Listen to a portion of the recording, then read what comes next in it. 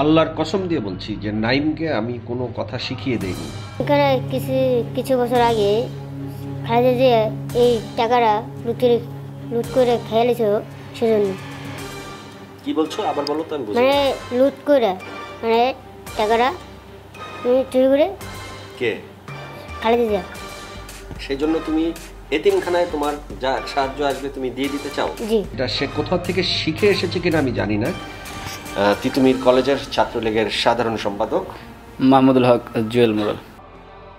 যে ছোট্ট ছেলেটি বলেছে, আমি নিজেই কথাটি শুনে হতবাক হয়েছি এবং দ্বিতীয়বার তাকে জিজ্ঞেস করেছি যে আমার ইন্টারভিউটা আমি এরকমভাবে উত্তর আমি আসলে নিজেও আশা করিনি, কিন্তু উত্তর হয়ে গেছে। ব্যক্তি খুশি হয়ে $5,000 বিদেশ থেকে তোমাকে পাঠাবে তোমার এই কর্ম দেখে।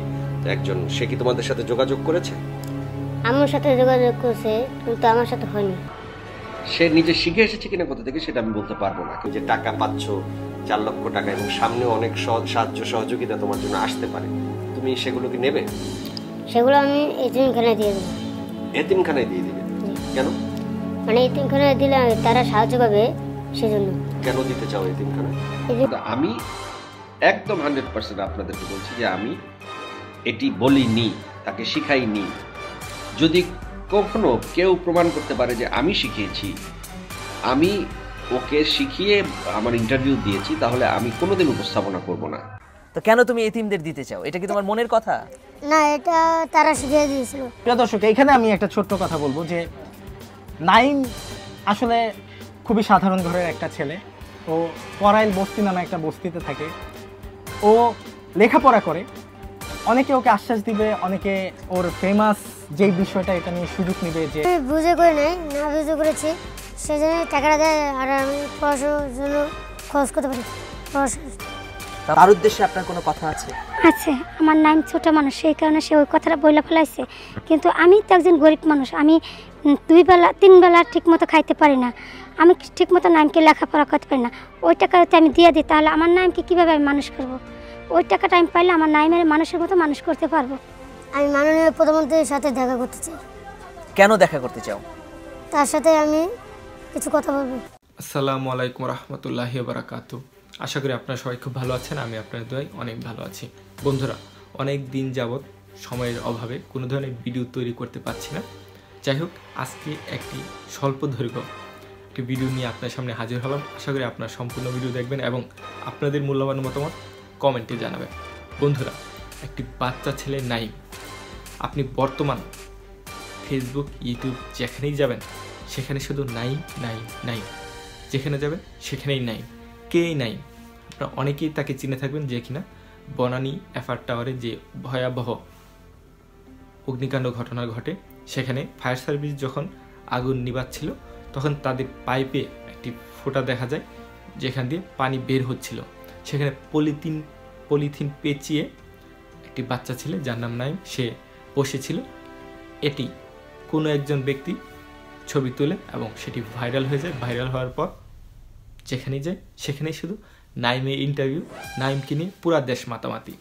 এখানে যে এফআর টাওয়ারে যে এত বড় ক্ষয়ক্ষতি হলো, এতগুলো মানুষ মারা গেল, সেখানে সবাই সব কিছু ভুলে গেছে। বাংলাদেশের ফায়ার সার্ভিসের যে এত খারাপ দিকগুলো আছে, বা বাংলাদেশ ফায়ার সার্ভিস যে আরও উন্নত করা উচিত, সেটি নিয়ে কেউ কোনো কথা বলছে না। সবাই শুধু নাইম নাইম নাইম। তো যাই হোক, নাইম একটি অসহায় ছেলে। তাকে অবশ্যই অনেকে তার এই সৎ এবং মহৎ কর্মকাণ্ডের জন্য অনেকে তাকে হেল্প করতে চেয়েছে।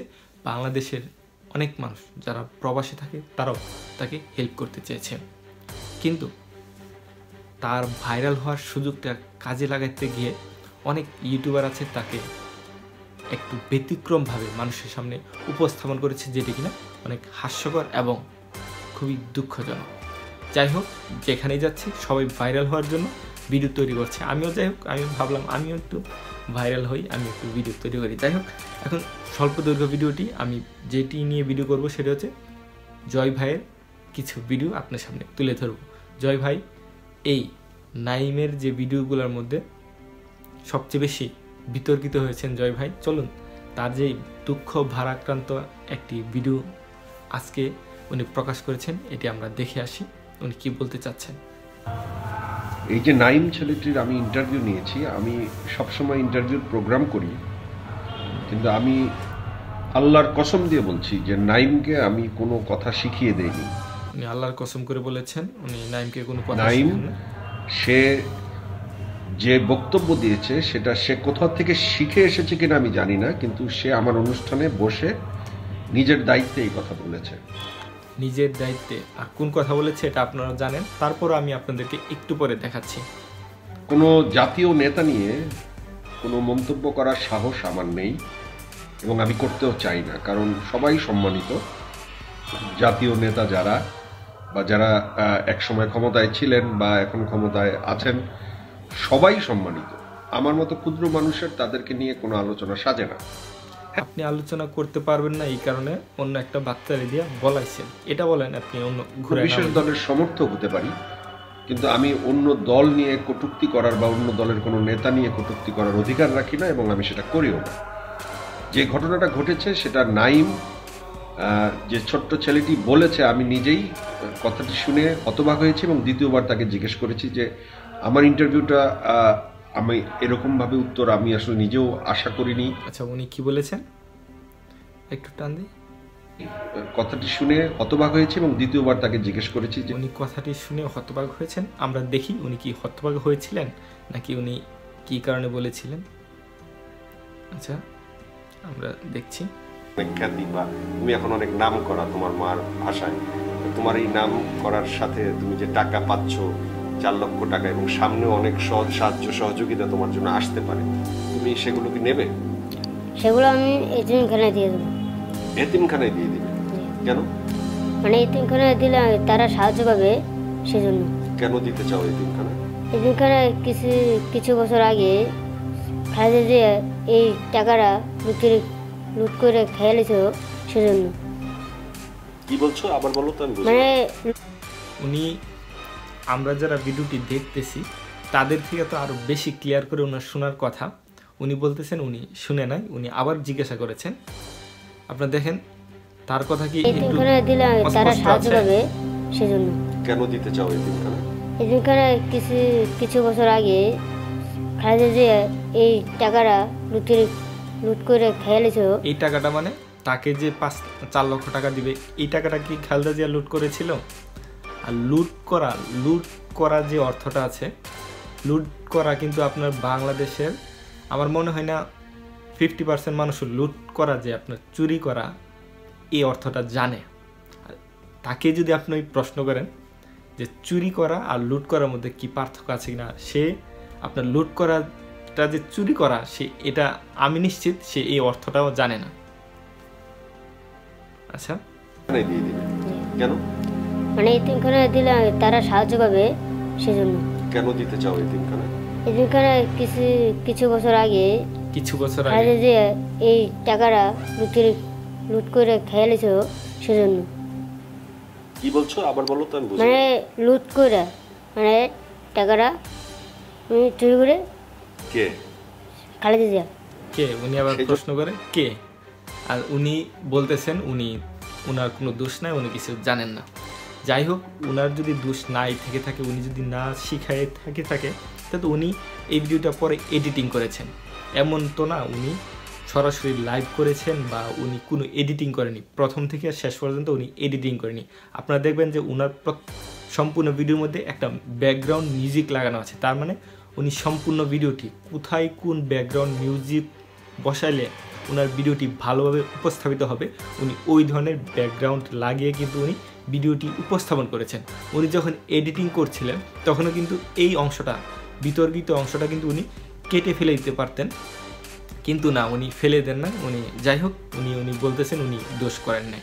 কিন্তু কেন এই কথাটা বলেছে আপনারা দেখতেছেন যে তার পিছনে যে ঘর আছে, অনেক সুন্দর ঘর দেখতেছেন, মানে সেই যেই ঘরের ভিতর বসা আছে, সে যে জয় ভাই যেই চেয়ারে বসা আছে, বিশাল আলিশানি চেয়ার, এটা কিন্তু তার কোনো স্টুডিও না, বা আপনারা অনেকে ভাবতে পারেন এটা মনে হয় নাইমের বাড়ি, কিন্তু আসলে কিন্তু নাইমের বাড়ি না। নাইমের কথাবার্তায় মনে হচ্ছে সে বিশাল বড় কোটিপতি বা তার অনেক ধন সম্পদ, তাকে যদি মানুষ দান করে সেইগুলো আবার এতিমখানায় দিয়ে দিবে। আপনারা বিশ্বাস করবেন না, আপনারা অনেকেই জেনে থাকবেন যে নাইম একটা বস্তিতে বসবাস করে, যে কিনা 3 বেলা পেট ভরে খেতে পারে না। সে কি কখনোই এতিমখানায় দান করার চিন্তা প্রথমেই করবে? সে প্রথমে আগে বাঁচারই তো তার কোনো সহায় সম্বল কিছু নাই। সে কিভাবে এত বড় একটি স্বপ্ন দেখতে পারে? অবশ্যই এটা তাকে শিখিয়ে দেওয়া হয়েছে, এটা 100% শিওর তাকে এটা শিখিয়ে দেওয়া হয়েছে। যাই হোক, এইখানে একটা প্রশ্ন আছে যে কে শিখিয়ে দিতে পারে? জয় ভাই যদি শিখিয়ে না দেয় তাহলে দেখেন কে শিখিয়ে দিতে পারে। এইখানে আপনারা দেখেন ছাত্রলীগের সাধারণ সম্পাদক দেখছেন মাহমুদুল হক জুয়েল মোড়ল। উনি পদবিটা বলছেন আর নিজেই নাম বলেছেন। যাই হোক, দেখি জয় ভাইয়ের কিছু ভুল ধরি। আমি বসেছি, তারা গতকাল আমাদের বনানীতে যে ভয়াবহ অগ্নিকাণ্ড ঘটে গেছে সেখানে বিশেষ ভূমিকা রেখেছিল। উনি বলতেছেন এইখানে যারা বসে আছে তারা বনানীতে যে অগ্নিকাণ্ড ঘটেছে সেখানে বিশেষ ভূমিকা রেখেছিল। যাই হোক, ধরে নিলাম ছাত্রলীগের এই ভাইটি আগুন নিভিয়েছে, নাইম আগুন নিবানোতে সাহায্য করেছে, কিন্তু তার বাবা মা তো আগুনের ধারে কাছেও যায় নাই। কিন্তু তারা কিভাবে, উনি বলল যে তারা এখানে যারা আছে সবাই আগুন নিভাইতে সাহায্য করেছে। ভালো, আচ্ছা যাই হোক, সে নাহিম যে বড় ধরনের একটা কথা বলল, সে দান করতে চায়। এখন আমরা মাহসান স্বপ্নের একটা ইয়াতে দেখব তার যে নাইম কি অবস্থার ছেলে। এইখানে আমি একটা ছোট্ট কথা বলবো যে নাইম আসলে খুবই সাধারণ ঘরের একটা ছেলে। ও করাইল বস্তি নামে একটা বস্তিতে থাকে। সে বস্তিতে থাকে, ও লেখাপড়া করে। অনেকে ওকে আশ্বাস দিবে, অনেকে ওর ফেমাস যেই বিষয়টা এটা নিয়ে সুযোগ নেবে যে নিজেই। আর আপনারা জানেন এই মাহসান স্বপ্ন, তার সম্পর্কে কি বলবো, আসলে বলার কিছু নাই। সে মানে বাংলাদেশের এমন কোনো বিষয় নাই, যদি কোনো একটা মেয়ে বলেন, পাগল বলেন, যেই ভাইরাল হোক, কুকুরের মতো। কুকুর যদি আপনার অনেক বেশি ক্ষুধার্ত থাকে, আর কুকুরের থেকে যদি আপনি মানে কুকুরকে দেখায়া একটা মাংসের টুকরা, কুকুরকে দেখায় আপনি যদি মাংসের টুকরা 5 কিলোমিটার দূরেও ফেলে দেন, কুকুরে চাইবে এটা 1 মিনিটে গিয়ে খায় ফেলতে। এরকম মাহসান স্বপ্ন হচ্ছে কোনো একটা ভাইরাল হলে তার 5 ঘন্টার ভিতরে ওই জায়গায় সে যাবে, তার ঠিকানা বের করে সে ওইখানে ইন্টারভিউ নেবে। যাই হোক, মাহসান স্বপ্নের সম্পর্কে আর কি বলবো, কিছু বলার নাই। এখন আমরা শুনি যে মানিক ভাই এই নাইমে ইন্টারভিউ নিয়েছেন। মানিক ভাইয়ের ইন্টারভিউতে সে নাইম কি বলে? তোমার টাকা পয়সা নেই, তোমার আম্মু অনেক কষ্ট করে তোমাকে পড়াশোনা করাচ্ছে, অনেক কষ্ট করে সংসার চালাচ্ছে, তো তোমাকে যে টাকা দেওয়া হবে বা মানুষ যে টাকা দেবে সেটা তুমি এতিমদের দিতে চাচ্ছ কেন? তোমারই তো প্রয়োজন। জি। তো কেন তুমি এতিমদের দিতে চাও? এটা কি তোমার মনের কথা? না, এটা তারা শিখিয়ে দিয়েছিল। যিনি তোমাকে $5,000 দিতে চেয়েছিলেন, কি? আচ্ছা, আমরা একটু শুনি এখানে জয় ভাই কি বলে। নিয়ে কোনো আলোচনা সাজে না। হ্যাঁ, আমি কোনো বিশেষ দলের সমর্থন চাই না, কারণ সবাই সম্মানিত। আচ্ছা, একটি দায়িত্ব নিতে পারি যে সঠিকভাবে পৌঁছানোর চেষ্টা। থ্রেড দিচ্ছেন, তার বক্তব্য নিজের দায়িত্বে দিয়েছে। এখন নাইম ছেলেটি, তার বাবা ছিল, মা ছিল, সে তার বক্তব্য নিজের দায়িত্বে দিয়েছে। সে নিজে শিখে এসেছে কিনা কোথা থেকে সেটা আমি বলতে পারবো না, কিন্তু আমি একদম 100% আপনাদেরকে বলছি যে আমি এটি বলিনি, তাকে শিখাইনি। যদি কখনো কেউ প্রমাণ করতে পারে যে আমি শিখিয়েছি, আমি ওকে শিখিয়ে আমার ইন্টারভিউ দিয়েছি, তাহলে আমি কোনোদিন উপস্থাপনা করব না। উনি যে গ্যারান্টি দিয়ে বলতেছে উনি শিখান নাই, তার বাবা ছিল, মা ছিল, সে তার বক্তব্য নিজের দায়িত্বে দিয়েছে। সে নিজে শিখে এসেছে কিনা কোথা থেকে সেটা আমি বলতে পারবো না, কিন্তু আমি একদম 100% আপনাদেরকে বলছি যে আমি এটি বলিনি। যাই হোক, এটা যেভাবে আমরা বুঝতে পারলাম যে সে এটা কোথাও না কোথা থেকে শিখে এসেছে। যাই হোক, আমরা মানিক ভাইয়ের যে ইন্টারভিউটা, মানুষ যে টাকা দেবে সেটা তুমি এতিমদের দিতে চাচ্ছ কেন? তোমারই তো প্রয়োজন। জি। তো কেন তুমি এতিমদের দিতে চাও? এটা কি তোমার মনের কথা? না, এটা তারা শিখিয়ে দিয়েছিল। যিনি তোমাকে $5,000 দিতে চেয়েছিলেন তিনি এখন বলছেন টাকাটা দেবে না।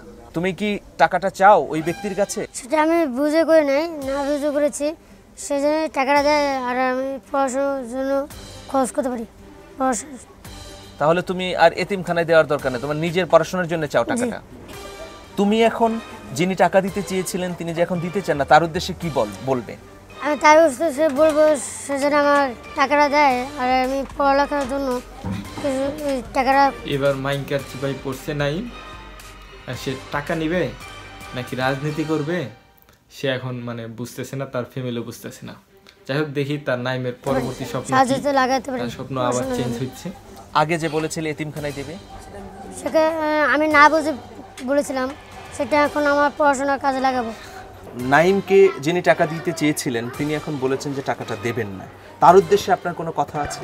আছে, আমার নাইম ছোট মানুষ সেই কারণে সে ওই কথাটা বইলা ফেলাইছে, কিন্তু আমি তো একজন গরিব মানুষ। একটা আমি আছে না, অভাবে আপনার স্বভাব নষ্ট আর অতি লোভে তাঁতি নষ্ট, এরকমই হচ্ছে তাদের।